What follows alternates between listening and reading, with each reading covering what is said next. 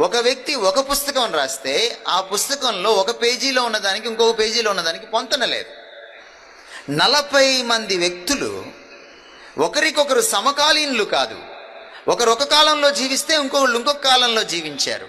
1600 సంవత్సరాల కాలంలో ఓ పుస్తకం రాస్తే ఆ పుస్తకం అంతా కూడా ఒక్క యేసుక్రీస్తు గురించే మాట్లాడింది. 66 పుస్తకాలు కూడా 66 పుస్తకాలు కూడా ఒకదానికి పొంతన ఉంది, విరుద్ధత లేదు. భగవంతుడు రాయించకపోతే ఇంకెవరు రాయించినట్టు ఈ పుస్తకాన్ని? అది చాలదు, విజ్ఞత చెప్పదు మనకు ఆ మాట. ప్రపంచంలో మీరు ఏ మత గ్రంథమైనా తీసుకోండి, ఇలాంటి మత గ్రంథం మీకు దొరకదు. ఖురాన్ ఒక్కాయనే రాశాడు, భగవద్గీత ఒక్కాయనే రాశాడు, భాగవతం ఒక్కాయనే రాశాడు. మీరు ఏ పుస్తకమైనా తీసుకోండి.